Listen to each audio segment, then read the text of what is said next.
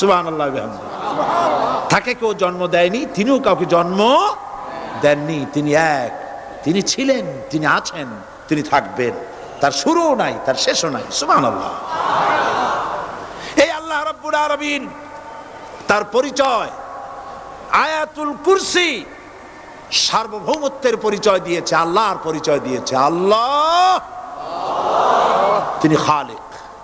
মানব সৃষ্টির এবং পৃথিবীর সৃষ্টির ইতিহাস ঘাটলে মানুষের যদি কিসমত ভালো থাকে, তাহলে আল্লাহর সান্নিধ্য, আল্লাহর অস্তিত্ব সম্পর্কে জ্ঞান তাকে আল্লাহ পাক দান করে দেন। সুবহানাল্লাহ। পৃথিবীর সৃষ্টির ব্যাপারে বুদ্ধিজীবীরা কি বলছেন দেখুন। পৃথিবীর সৃষ্টির ব্যাপারে বিজ্ঞানীরা বলছেন যে এই পৃথিবী এরকম ছিল না। তো কি রকম ছিল? এইটা সূর্যের পাশ থেকে একটা উজ্জ্বল শক্তিশালী জ্যোতিষ্ক দারুণ ফোর্স নিয়ে যাচ্ছিল। সেই ফোর্স সহ্য করতে না পেরে সূর্যের একটি দুর্বলতম অংশ সূর্য থেকে ছিটকে মহাশূন্যে পড়ে গেল, আর ঘুরতে ঘুরতে এই পৃথিবীর অস্তিত্ব লাভ করলো। বিজ্ঞানের এই কথা যদি বিশ্বাস করতে হয়, তাহলে আমাকে বলতে হয় এখন তো মানুষেরা আর পৃথিবীতে ধরছে না, ঠিক কিনা? কথা বলছেন না কেন? মানুষ পৃথিবীতে এখন ধরতেছে। বিভিন্ন দেশ খালি বলতেছে মানুষ কমাও, সন্তান কমাও, বিভিন্ন পদ্ধতি গ্রহণ করো, আর মানুষ বাড়ায়ও না, অস্থির হয়ে গেছে।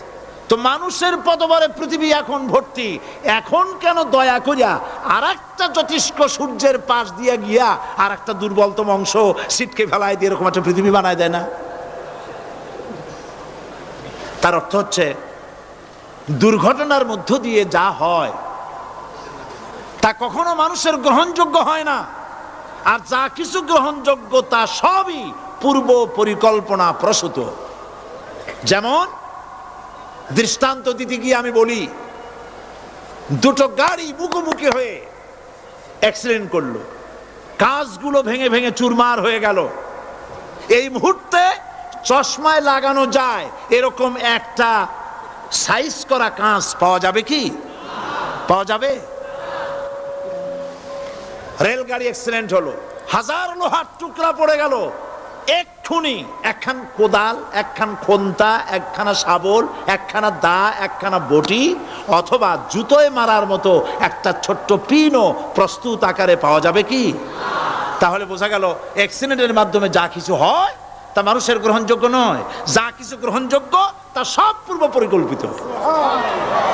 এখন আমি বলবো, বিজ্ঞানীদের কথা মতো যদি সূর্যের কোনো দুর্বলতম অংশ মহাশূন্যে পড়ে এই পৃথিবী হয়ে থাকে, তাহলে এটা পরিকল্পনার ভিত্তিতেই হয়েছে। সেই পরিকল্পনাকারীর নাম কি?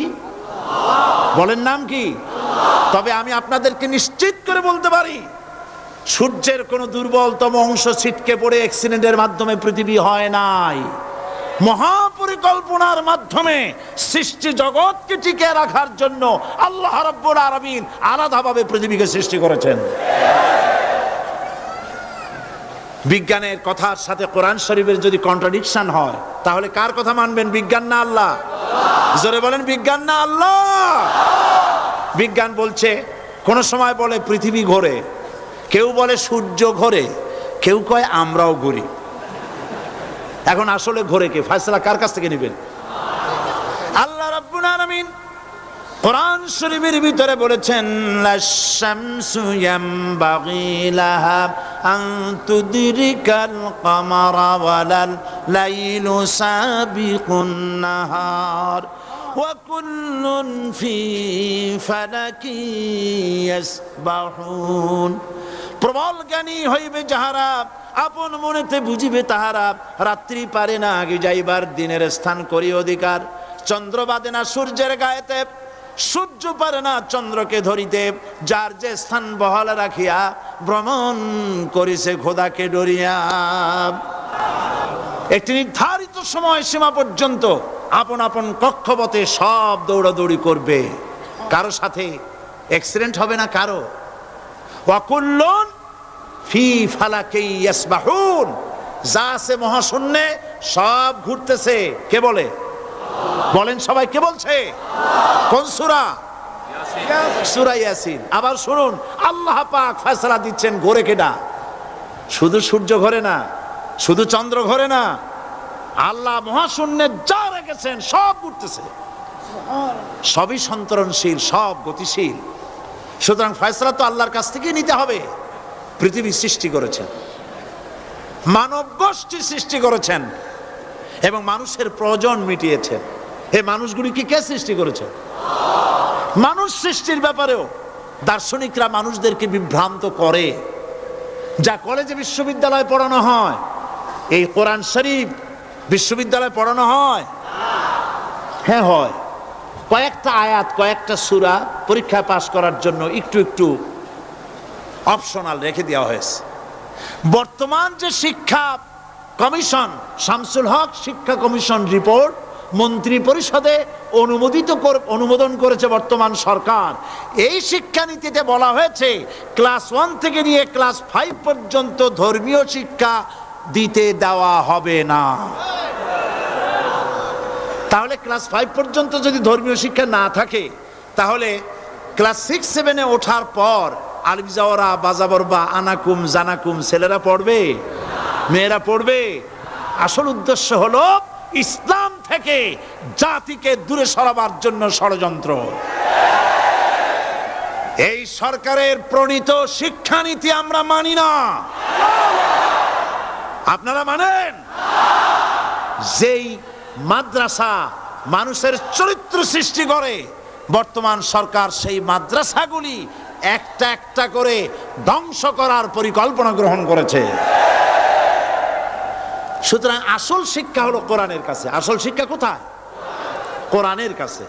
কোরআন যদি শিখানো হতো, কোরআন যদি শিখানো হতো কলেজে বিশ্ববিদ্যালয়, তাহলে গতকাল চট্টগ্রাম বিশ্ববিদ্যালয় থেকে যেসব ছেলেরা বিশ্ববিদ্যালয় কর্তৃপক্ষ কর্তৃক বরাদ্দকৃত, হাইজ্যাক করা নয়, বরাদ্দকৃত 4খানা বাস দিয়ে কোরআন শুনতে আসতে চেয়েছিল, বর্তমান সরকারের তথাকথিত সোনার ছেলেরা আসতে দিল না।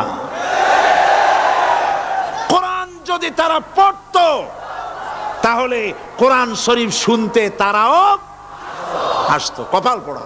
জোরে বলেন কি? আরো জোরে বলেন কি? কপাল পোড়া। সব ভালো লাগে, কোরআন ভালো লাগে না। এদেরকে শিখানো হয়েছে, আরে তোমরা তো মানুষ না। বলে আমরা কি? তো তোমাদের ডারউইন বাবাজি বলে নাই, শোনো নাই? কি পড়ো টড়ো তোমরা, বুদ্ধি শুদ্ধি রাখো না। ডারউইন বলেছে, থিওরি অফ ইভলিউশনের মধ্যে বলেছেন মানুষ মানুষ না। বলে কি? মানুষ হলো বান্দর। কপাল পোড়া। কি কপালে লেখা থাকে? কাজে কামে প্রকাশ হয়ে যায়। ডারউইন বলল মানুষ মানুষ না। আল ফ্রয়েড বললেন মানুষ হলো মানুষ, মানুষই ঠিক, তবে মানুষ হলো সেক্স সর্বস্ব জীব। সেক্স সমস্যার সমাধান করলে মানুষের সব সমস্যার সমাধান হয়ে যাবে। কার্ল মার্কস বললেন মানুষ হলো পেট সর্বস্ব জীব, পেট সমস্যার সমাধান করে দিলে সব সমস্যা শেষ। আর ডারউইন বললেন মানুষ মানুষই না, মানুষ কি? বলে বান্দর। ওরাং ওটাং শিম্পাজি আর ব্যাং থেকে মানুষের উৎপত্তি হয়েছে। আমি যখন জীবনের প্রথম শিম্পাজি দেখলাম, ওরাং ওটাং দেখলাম, তখন আমি মনে করেছি যে ডারউইন খামোখা ভুল করে নাই। এইটা দেখেই ও মনে করেছে যে এই হচ্ছে আমার মাতামহের গোষ্ঠী, এ হলো পিতামহের গোষ্ঠী। আপনারা একটু মাথা কাটায় চিন্তা করেন, মানুষ যদি বান্দর থেকে হবে, আজও বানর ফরেস্ট এরিয়া আছে কিনা বাংলাদেশে? চিল্লায় বলেন আছে কিনা? তো মানুষ যদি বান্দর থেকেই হবে, আপনারা কি কোনোদিন দেখেছেন যে একটা বান্দরের কোমর পর্যন্ত মানুষের মতো হয়ে সারছে? আর কিছুদিন গেলেই পুরা মানুষ হয়ে যাবে। গলা পর্যন্ত মানুষের মতো হয়ে গেছে, আর কদিন গেলেই মানুষ হয়ে যাবে। দেখছেন কখনো? আচ্ছা আপনারা বলেন, পাবদা মাছ আপনারা চট্টগ্রামে কি বলেন? পাবদাই বলেন। পাবদা মাছ দেখতে কি মাছের মতো লাগে? বোয়াল মাছের মতো। কোন পাগলে কি বলছে কথা যে বোয়ালের পূর্বপুরুষ পাবদা? পাবদা খাইয়া খাইয়া আস্তে আস্তে বোয়াল হয়ে গেছে, এ কথা কেউ বলে? আচ্ছা, শোলের যে ছোট সাইজ, শোল মাছ, গজাল মাছ, এর যে ছোট্ট সাইজ ভর্তা করে খায়, শুটকি বানায় খায়, ওগুলোর কি বলে? টাকি মাছ। এই টাকি মাছ দেখতে শোল মাছের মতো। কেউ পাগলকে আজ পর্যন্ত বলেছে যে শোল মাছের পূর্বপুরুষ টাকি, টাকিগুলা সার মার খাইয়া আস্তে আস্তে শৌলে পরিণত হয়ে গেছে? কেউ বলেছে কখনো? ডারউইন কয় বোতল খাইয়া যে এই মতবাদ লিখছে আল্লাহই ভালো জানে। যে বান্দরের থেকে মানুষ আবিষ্কার হয়েছে, নাউজুবিল্লাহ। এগুলি পড়ানো হয় কলেজে, বিশ্ববিদ্যালয়, তাই আমাদের সোনার ছেলেরা বান্দরামি করে। ওদের যদি পড়ানো হইতো তোমরা বান্দরের গোষ্ঠী নও, তোমরা মানুষ, মর্যাদা কার বেশি, বান্দরের না মানুষের? এ পৃথিবীর প্রথম মানুষকে আদম আলাইহিস সালাম। আদম হইছেন কি দিয়ে? মাটি দিয়ে। আল্লাহ রাব্বুল আলামিন যিনি মানুষ সৃষ্টি করেছেন তিনি কোরআন শরীফের ভিতরে বলে দিয়েছেন, আমি প্রথমেই বলেছি, আপনারা লক্ষ্য করুন, এই কোরআন তাবিজের কিতাব নয়, এই কোরআন তদবিরের কিতাব নয়, ঝাড়ফুঁকের কিতাব নয়। কোরআন হলো পৃথিবীর মানুষের জন্য কোড অফ লাইফ, পূর্ণাঙ্গ জীবন বিধান। সব কিছু আল্লাহ পাক কোরআনের ভিতরে বলে দিয়েছেন, কোনো জিনিস বাদ দেন নাই। আপনি আমি কেমনে সৃষ্টি হয়েছি আল্লাহ পাক কোরআনের ভিতরে বলেছেন, ইন্না খালাকনাকুম মিন তুরাবিন সুম্মা মিন নুতফাতিন সুম্মা মিন আলাকাতিন সুম্মা মিন মুদগা।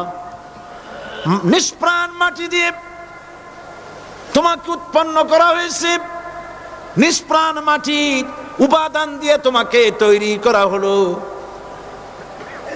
মায়ের পেটের ভিতরে এক ফোঁটা নাপাক পানি জমাট রক্তে পরিণত হয়ে গেল, জমাট রক্ত আস্তে করে গোস্ত পিণ্ড হলো, গোস্ত পিণ্ডকে সুন্দর করে সাজায়া হাড্ডি গুড্ডি বানায়া স্ট্রাকচার তৈরি করে তার উপরে ফাকাসাউনাল ইযামা লাহমা, চামড়া দিয়ে গোস্ত দিয়া সাজায়া সুন্দর করে বানালাম। আল্লাহর পরিচয় শুনুন, আল্লাহ আমার কেমন আল্লাহ। মায়ের পেটের ভিতরে সন্তান বানায়া এরপরে যখন রূহ দেওয়া হয়েছে, ক্ষুধা লেগেছে, খাবারের প্রয়োজন হয়েছে, আল্লাহ রাব্বুল আলামিন ওই কচি বান্দা মায়ের পেটে বসে কি খাবে সেজন্য তার মা চিন্তা করে নাই, বাবা চিন্তা করে নাই, সরকার চিন্তা করে নাই। আল্লাহ রাব্বুল আলামিন মায়ের মাসিক অসুখকে বন্ধ করে দিয়ে সন্তানের নাভির সাথে আর মায়ের নাভির সাথে তার লাগায়া, পাইপ লাগায়া মায়ের মাসিক অসুখের রক্তগুলি দিয়ে সন্তানকে বড় বানালেন। মুখ দিয়া এই রক্ত পান করালেন না, মুখটাকে পবিত্র রেখে দিলেন যাতে করে পৃথিবীতে আসার পর ওই মুখ দিয়া আল্লাহ রাব্বুল আলামিনের জিকির করতে পারো।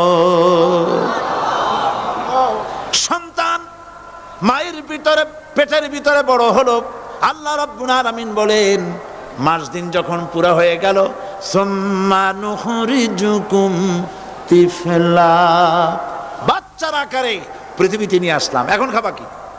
পৃথিবীতে যখন বাচ্চা এলো তখন তার পেটের সাথে যে সংযোগ ছিল মায়ের নাভির সাথে আর সন্তানের নাভির সাথে, সেই সংযোগ তার আর কি থাকলো? কি করা হলো? কেটে দেওয়া হলো। লক্ষ্য করুন, খাবারের জন্য একটি মাত্র পাইপ আল্লাহ লাগাইছিলেন, পৃথিবীতে সন্তান আসার সঙ্গে সঙ্গে পাইপটা কেটে দেওয়া হলো। এবার কি খাবে? আল্লাহ রাব্বুল আলামিন মায়ের বুক থেকে সন্তানের জন্য এবার সিঙ্গেল সিগন্যাল, তার জন্য সিঙ্গেল কোন লাইন যেটা ছিল কেটে দিয়া মায়ের বুক থেকে সন্তানের জন্য ডাবল লাইন আল্লাহ চালু করে দিলেন। এমন দুধ বানায় দিলেন যা শুধু খাবার নয়, শুধু ফুড ভ্যালু নয়, এই দুধের ভিতরে ক্যালসিয়াম, এর মধ্যে ভিটামিন, এর মধ্যে আয়রন, এর মধ্যে মেডিসিন। দুনিয়ার এই সন্তান ছিল ফি কারারিম মাকিন, সুরক্ষিত জায়গার ভিতরে ছিল, কোনো পলিউশন সেখানে যেতে পারতো না, রোগের জার্ম সেখানে যেতে পারতো না। দুনিয়ায় এলো দূষিত আবহাওয়ার ভিতরে, এই সন্তানকে এখনই অ্যান্টিবায়োটিক খাওয়ালে পরে অসুবিধা হবে। আল্লাহ রাব্বুল আলামিন মায়ের দুধের ভিতরে ঔষধ দিয়া রোগের প্রতিষেধক বানায়া দিলেন। এ হলো আমার আল্লাহ। এ আমার কে? আল্লাহ। জোরে বলেন আল্লাহ। আল্লাহ আল্লাহ রাব্বুল আলামিন মায়ের দুধ দিয়ে সন্তানকে বড় করলেন আর শোনায় দিলেন, খবরদার এই মায়ের সাথে এই বাপের সাথে নাফরমানি করবি না। মা বাপের জন্য আমার কাছে দোয়া করবে, রব্বির হামহুমা কামা রাব্বায়ানি সাগীরা। সবাই পড়েন আমার সাথে, রব্বির হামহুমা কামা রাব্বায়ানি সাগীরা। আল্লাহ পাক শিখাই দিলেন, বান্দারে আমার কাছে দোয়া করায় আল্লাহ, আমার মা বাপ আমাকে ছোটবেলায় যেভাবে স্নেহের কোলে লালন পালন করেছে, এইভাবে আমার মা বাপকে তোমার রহমতের কোলে লালন পালন করো। মনে থাকবে ভাইরা? বলেন মনে থাকবে? প্রত্যেক নামাজের পরে মা বাবার জন্য দোয়া করবেন, বেঁচে থাকুক আর মরে যাক, দোয়া করবেনই। মনে থাকবে? রব্বির হামহুমা কামা রাব্বায়ানি সাগীরা। আবার পড়েন, রব্বির হামহুমা কামা রাব্বায়ানি সাগীরা। আল্লাহ পাক মায়ের মর্যাদা এত বাড়াইছেন, সাহাবী প্রশ্ন করেছে, ইয়া রাসূলুল্লাহ খেদমত করব কার? হুজুর বলেন, তোমার মায়ের, তারপরে কার? তোমার মায়ের, তারপরে কার? তোমার মায়ের, তারপরে কার? তোমার পিতার। বাপের চাইতে মায়ের মর্যাদা আল্লাহ 3 গুণ বাড়াইয়া দিলেন, 3 গুণ বৃদ্ধি করে দিলেন। হাদিস শরীফে এসেছে, হযরত আবী হুরায়রা রাদিয়াল্লাহু তাআলা আনহু রাসূলের কাছে এসে রাতের বেলায় কাঁদতেছিলেন। হুজুর প্রশ্ন করলেন, আবু হুরায়রা কাঁদো কেন? হযরত আবু হুরায়রা বলছেন, হুজুর মা আমাকে মেরেছে। তিনি প্রশ্ন করলেন, আচ্ছা মা তোমার মারলো কেন? তুমি কি কোনো বেয়াদবি করছো? তিনি বললেন না। তবে মারলো কেন? হযরত আবু হুরায়রা বলেন, ইয়া রাসূলুল্লাহ আপনার খেদমত থেকে বাড়ি ফিরতে আমার দেরি হয়ে গিয়েছিল। গভীর রাত্রে যখন বাড়ি গেছি, মা আমাকে প্রশ্ন করলেন, বাবা দেরি হলো কেন, কোথায় ছিলি? তাম পৃথিবীর মানুষ যেই কদম মোবারক চুমু দিতে পারলে ধন্য হয়ে যায়, সেই আখিরি জামানার পয়গম্বর নবী মুহাম্মদ রাসূলুল্লাহ সাল্লাল্লাহু আলাইহি সাল্লামের দরবার থেকে আসতে আমার দেরি হয়ে গেছে। ইয়া রাসূলুল্লাহ আমার মা আপনার নাম শুনে তার গা জ্বলে উঠল, তিনি কাফের মুশরিকা। আপনার নাম শুনে অগ্নি শর্মা হয়ে আমাকে ধরে পিটানো আরম্ভ করলেন আর বললেন, আবু হুরায়রা হয় মুহাম্মদ সাল্লাল্লাহু আলাইহি সাল্লামের বাড়ি ছাড়বি, নইলে আমার বাড়ি ছাড়বি, কি করবি বল? মার খেতে খেতে আমি বললাম, মা তোমার গায়ে যত শক্তি আছে আমারে মারো, তোমার বাড়ি শুদ্ধ, তাম দুনিয়াটা ছেড়ে দিতে পারি, মুহাম্মদ রাসূলুল্লাহর কদম মোবারক ছেড়ে দিতে পারি না। হুজুর আমার মা গলা ধাক্কা মেরে আমাকে বের করে দিয়েছেন। হুজুর বলছেন, আবু হুরায়রা মা তোমাকে মেরেছে আর আমার কাছে নালিশ করছো, আমি তোমার মায়ের কোনো বিচার করতে পারবো না। সুবহানাল্লাহ। এত বড় পাওয়ারফুল নবী, শানওয়ালা, ইজ্জতওয়ালি, বরকতওয়ালি, এত বড় নবী বলছেন মা মেরেছে, আমার করার কিচ্ছু নাই। সুবহানাল্লাহ। তোমার মা মুশরিকা হোক আর যাই হোক, তোমার মা। সুবহানাল্লাহ বলেন। আমার বন্ধুগণ, হযরত আবু হুরায়রা বলেন, ইয়া রাসূলুল্লাহ মায়ের বিরুদ্ধে কোনো অভিযোগ নিয়ে আমি আপনার কাছে আসি নাই। হুজুর বললেন, কেন আসছো বলো খুলে। আবু হুরায়রা বলেন, হুজুর আমি জানি আপনি আল্লাহর দরবারে যদি কোনো ব্যাপারে হাত তোলেন আল্লাহ মঞ্জুর করে ফেলেন। আপনি দয়া করে আমার মার জন্য দোয়া করেন, আল্লাহ যেন হেদায়েত দিয়ে দেন। আমার নবীজি দুখানে হাত উত্তোলন করলেন, বললেন, আল্লাহুম্মা ইহদি উম্মা আবি হুরায়রা, আয় আল্লাহ আমি দোয়া করতেছি আবু হুরায়রার মাকে হেদায়েত নসিব করো। হুজুর হাত তুলে মোনাজাত করছেন, আবু হুরায়রা দৌড় দিলেন বাড়ির দিকে। কয়েকজন সাহাবী হযরত আবু হুরায়রার জামা টেনে ধরেছে, এই ভদ্রলোক দৌড়ায় কেন? এত শান্ত মানুষ, কখন কখনো গরম হয়ে কারো সঙ্গে কথা বলে না। এই মানুষটা দৌড়ায় কেন? কোনো বিপদ হইল নাকি? জামা টেনে ধরে বলে, আবু হুরায়রা দৌড়াও কেন? হযরত আবু হুরায়রা বলেন, জামা ছেড়ে দাও, কোনো বিপদ আমার হয় নাই, আমি দৌড়াইয়া বাড়ি যাই দেখতে চাই। আমি দৌড়াইয়া আগে বাড়ি যেতে পারলাম না, আমার নবীর দোয়া আগে আমার বাড়ি চলে গেছে, আমি এটা দেখতে চাই। হযরত আবু হুরায়রা দৌড়াতে দৌড়াতে বাড়ি চলে গেছেন। দরজায় নক করলেন, ভেতর থেকে আওয়াজ এলো, কে? তিনি বললেন, আমি আবু হুরায়রা। মা, দরজা খুলে দাও, আমি তোমার সন্তান। মা বললেন, বাবা অপেক্ষা করো, দরজা খুলতেছে। হযরত আবু হুরায়রা বলেন, মায়ের গলার আওয়াজের ভেতরে কুফরি কর্কশতা পেলাম না, মায়ের গলার আওয়াজের ভেতরে তাওহীদের নরমিয়াত পেলাম। আমার কাছে মনে হলো আমি আবু হুরায়রা বাড়ি আসার আগে নবীজির দোয়া আল্লাহর আরশে পৌঁছে গেছে। আবু হুরায়রা বলছেন, মা আমার কিছুক্ষণ পরে ঘরের থেকে বেরিয়ে এসেছেন, আমি দেখলাম মায়ের শরীর ভিজা, মাথার চুল দিয়া পানি টপকাচ্ছে। মা আমার বললেন, বাবারে তোমাকে মারার পর আমি নিদারুণ অনুশোচনায় পড়েছিলাম, মনে মনে ভাবলাম, আহারে আমার সন্তানরা আমি কেন মারলাম? সে তো কোনো খারাপ কাজ করে নাই, কোনো খারাপ জায়গায় যায় নাই, এত ভালো মানুষ যার সম্পর্কে লোকেরা খামোখাই মিথ্যা কথা বলে, এই ভালো মানুষটার কাছে গেছে, সেজন্য আমি মারলাম কেন? বাবা গো, আমি আমার ভুল বুঝতে পেরেছি, জীবনের ভুলও ধরা পড়েছে, আমাকে জলদি করে নিয়ে চলো বিশ্ব নবীর দরবারে। হযরত আবু হুরায়রার মা রাসূলুল্লাহর খেদমতে এসে ঘোষণা করলেন, আশহাদু আল্লা ইলাহা ইল্লাল্লাহু ওয়াহদাহু লা শারীকা লাহু ওয়া আশহাদু আন্না মুহাম্মাদান আবদুহু ওয়া রাসূলুহু। আমার ভাইয়েরা,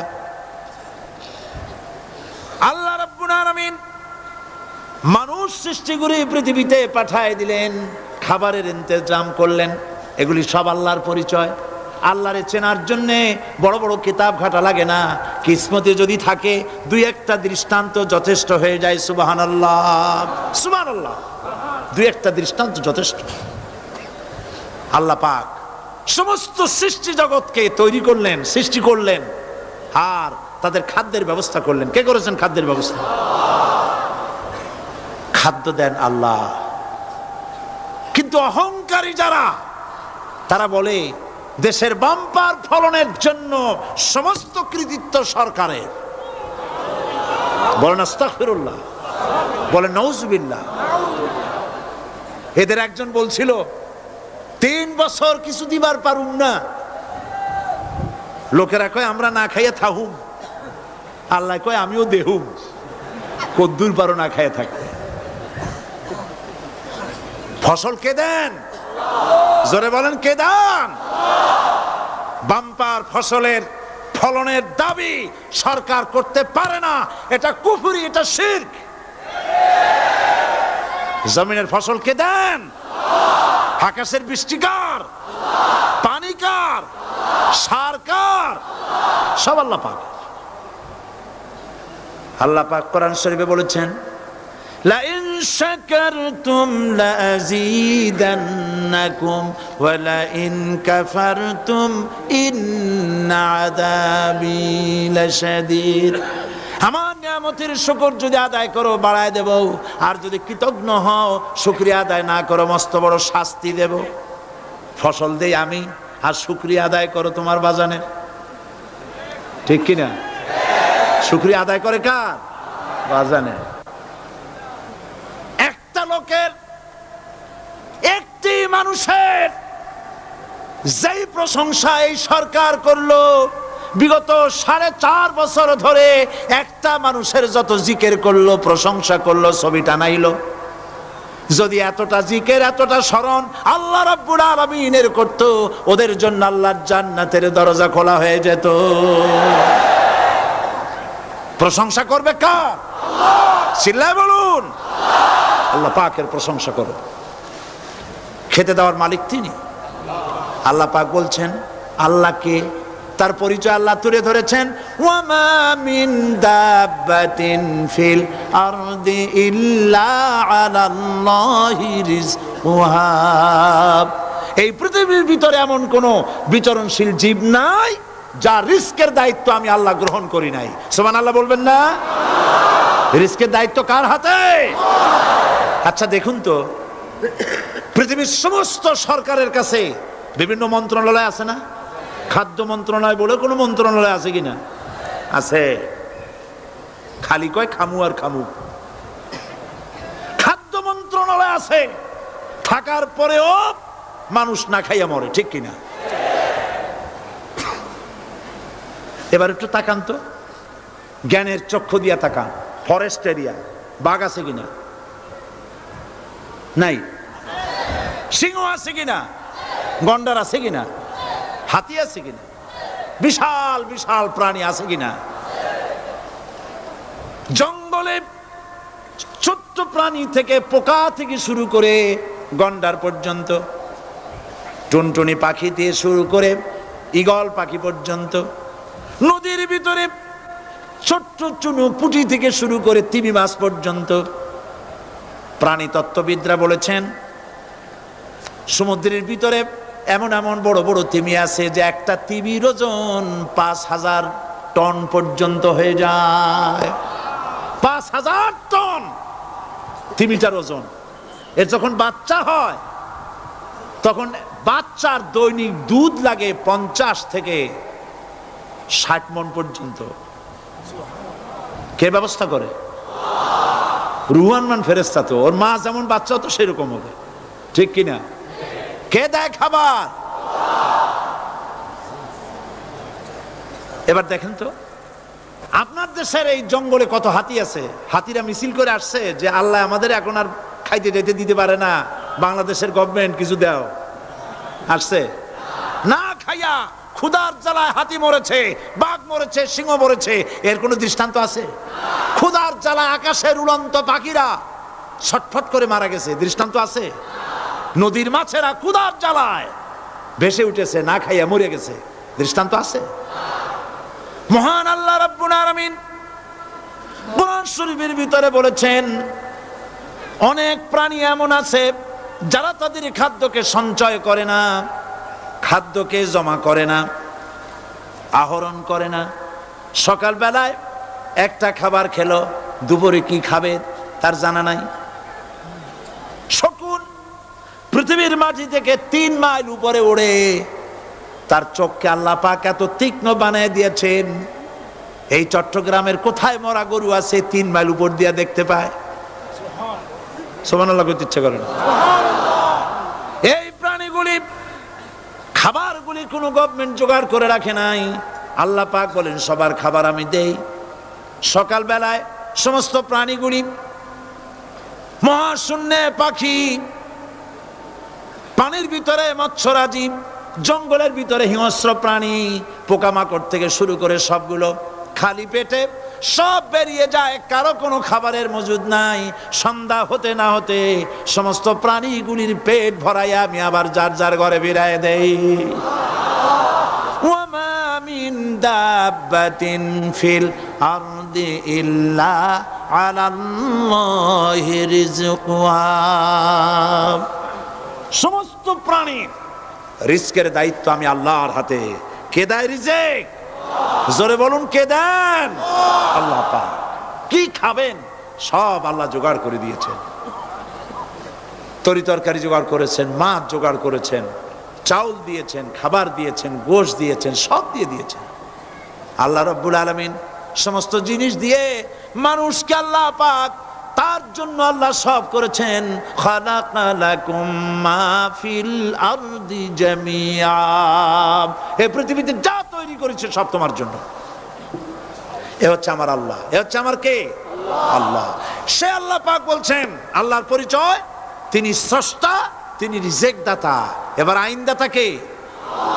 আইনদাতা কে? আরো জোরে বলুন। আইনদাতা আল্লাহ হচ্ছে আল্লাহর পরিচয়। ইনিল হুকমু ইল্লা লিল্লাহ আলা লাহুল খালকু ওয়াল আমর সৃষ্টি যার, আইন চলবে তার। আমার দেশে আল্লাহর আইন চলছে? আমাদের দেশের কল কারখানা, ক্ষেত খামার, অফিস আদালত আল্লাহর আইন অনুযায়ী চলে? চলে না। বরং আল্লাহর আইনকে মুছে ফেলার জন্য, নিজেদের আইন সৃষ্টি করার জন্য প্রচেষ্টা চালানো হচ্ছে। আল্লাহর আইন মানুষের জন্য সব থেকে বেশি উপযোগী, কারণ সৃষ্টি করেছেন কে? বলেন, কে করেছেন? আল্লাহ। প্রত্যেকটি মেশিন আপনি যা কিনবেন, রেডিও হোক, টিভি হোক, যে কোনো যন্ত্র হোক, গাড়ি হোক, তার সাথে একটা লিটারেচার, একটা বই তার সঙ্গে দিয়ে দেওয়া হয়। ওই বইয়ের মধ্যে লেখা থাকে এটা কিভাবে চালানো হবে, অপারেট করা হবে, তার সিস্টেম লেখা থাকে। আপনার ইচ্ছা মতো চালাইলে হবে না। এই মানব গোষ্ঠীকে সৃষ্টি করেছেন। এখন আপনি যদি আপনার আইন মতো চালান, তা কি চলবে? চলবে না। আপনি আপনার আইন মতো চালাচ্ছেন, ভালোভাবে চলতেছে? চলতেছে না। স্বরাষ্ট্রমন্ত্রী বলতেছেন সন্ত্রাসীদেরকে মাটির তলা থেকে খুঁজে বের করা হবে, কিন্তু নাকের উপর দিয়ে ব্রিফকেস চুরি হয়ে যায়, উনি তা ধরতে পারেন না। এই হলো আইন। অনাবরত খুন হচ্ছে, অনাবরত সন্ত্রাসী তৎপরতা চলছে, আর ওনারা বলছেন আগের থেকে এগুলি চলে আসছে, একজনের খুনের বিচার না হইলে এরকম খুন তো হইতেই থাকবে। তাহলে খুনকে, হত্যাকে, সন্ত্রাসকে সরকার জাস্টিফাইড করছেন। নাউযুবিল্লাহি মিন যালিক। এই জন্য আইন হতে হবে আল্লাহর। আইন হতে হবে কার? চিল্লায় বলেন, আল্লাহ পাকের আইন হতে হবে। আমি একদিন পার্লামেন্টে বলেছিলাম, আমার দেশের নেতা নেত্রীরা বারবার হজ করতে যান, উমরা করতে যান, সেখান থেকে আসার সময় কি আনেন? আতর, পাথর, সুরমা আর খুরমা, এই কিছু নিয়ে আসলেন। কিন্তু আমি বলেছি, আপনারা কি কিছু চোখে দেখেন না? পার্লামেন্টে এইভাবে বক্তৃতা করেছে, কিছু চোখে দেখেন না? আমি প্রশ্ন করে আমি আবার জবাব দিচ্ছি, আপনারা যারা হজ করতে যান, উমরা করতে যান, হজের কথাই ধরি, এই হজ করতে যখন যান তখন মুজদালিফায় একটা রাত কাটাইতে হয়। সেটা কোন দিন? ইয়াউমে আরাফার পরের দিন। এই মাঠে দালান কোঠা আছে, এখানে বেড়া আছে, শামিয়ানা আছে, পর্দা আছে, তাবু আছে, কিচ্ছু নাই। লক্ষ লক্ষ নারী আর পুরুষ পাশাপাশি শুয়ে থাকে, তাও সুবহানাল্লাহ কইতে ইচ্ছা করে না। সারা রাত জনে জনে পুলিশ পাহারাদার নাই। কিরকম মেয়ে লোক, চাঁদের সৌন্দর্য হার মানায় দিতে পারে, এরকম সুন্দরী, এরকম সুন্দরী নারী, সুদর্শন পুরুষ পাশাপাশি রাস্তার ধারে মরুভূমির ভিতরে সারা রাত কাটাচ্ছে। ইয়াউমে আরাফার পরের রাতটা একটা রাত পুরা।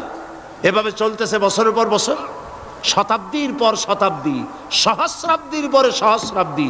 আমি প্রশ্ন করি, পৃথিবীর ইতিহাসে কেউ কি এমন কথা বলতে পেরেছে, লিখতে পেরেছে যে মুজদালিফার রাতে সেখান থেকে 10টা নারী হাইজ্যাক হয়েছে, 5টা নারী লাঞ্ছিত হয়েছে? বলতে পারবে? গভীর রাত্রে পুরুষ সঙ্গী ছাড়া সুন্দরী রমণী, যুবতী রমণী একাকিনী নিজের ঘর ছেড়ে আল্লাহর ঘরে তাওয়াফ করতে আসে। তাওয়াফ সেরে তাহাজ্জুদের নামাজ পড়ে আল্লাহর কাছে মোনাজাত করে একা একা হাজার হাজার লাখো পুরুষের ভিতর থেকে আপন ঘরে ফিরে যায়। কারো বাবার হিম্মত নাই একবার তাকায় সে তো রূপ উপভোগ করার জন্য আবার তাকায়, অথবা তার আঁচল ধরে টান মারে।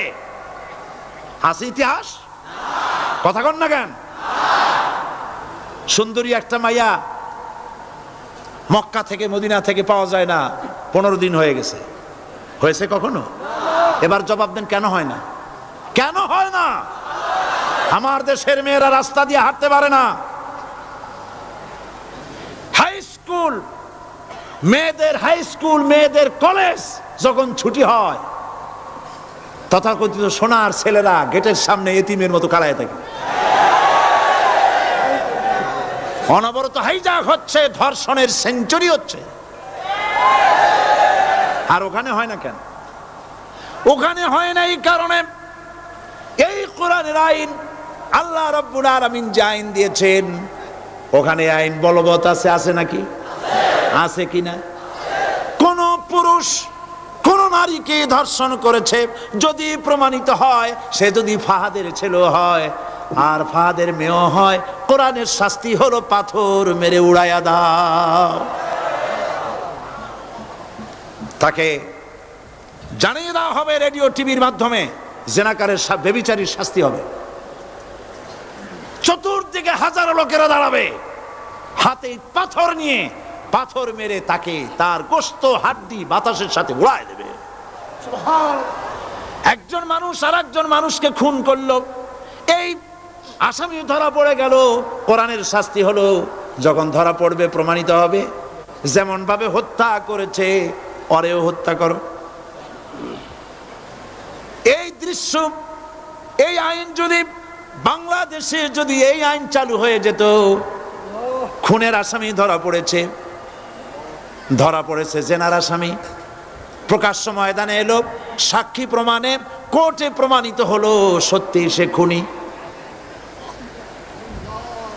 এই বিশাল আউটার স্টেডিয়ামের মাঝখানে খুনি কি দাঁড় করাও, চতুর্দিকে হাজারো লাখো মানুষ থাকুক, রেডিও টিভির ক্যামেরা কার্যকর হবে, পত্র পত্রিকার সাংবাদিকরা আসবে, তরবারির এক আঘাতে খুনির কল্লাটা উড়ায় দাও, দেহটা নিঃসার হয়ে জমিনে পড়ে যাবে।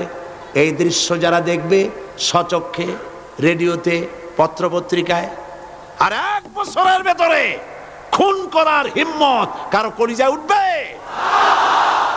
জেনাকারের পাথর মেরে উড়িয়ে দেওয়ার শাস্তি যদি চোখে কেউ দেখে, জেনা করার পুলক আর জাগবে? এটা নাম আল্লাহর আইন। এই আইন কার? এই আইন যতদিন পর্যন্ত বাংলার মানুষের, মুসলমানদের উপরে কার্যকরী না হচ্ছে, এই দেশে কার্যকরী না হবে, ততদিন পর্যন্ত হত্যা, ধর্ষণ, খুন বন্ধ হবে না। বন্ধ হবে। সুতরাং এই আইন হচ্ছে কার? আরো জোরে বলেন, আল্লাহ রাব্বুল আলামিন।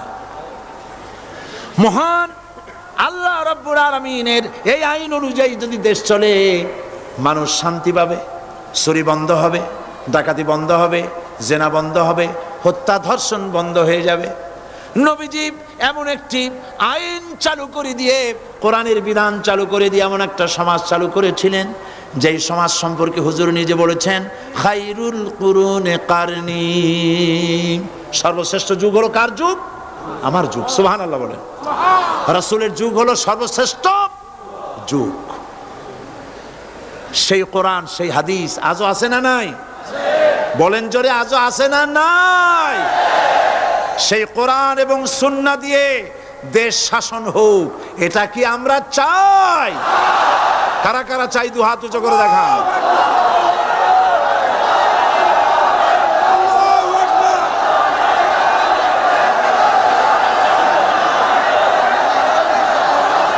আরে ভাই, আপনারা দাঁড়ায় গেলেন কেন? বসেন বসেন। আমি তো একটা স্লোগান দিতে বললাম, হাত দেখতে চাইছি আমি, মাথা দেখতে চাই নাই। এই সুযোগে কোমরটা সোজা করে নিলেন। আচ্ছা বসেন, আর মহব্বতের সাথে জিকির করেন, লা ইলাহা ইল্লাল্লাহ, লা ইলাহা ইল্লাল্লাহ, লা ইলাহা ইল্লাল্লাহ, লা ইলাহা ইল্লাল্লাহ, লা ইলাহা ইল্লাল্লাহ, লা ইলাহা ইল্লাল্লাহ।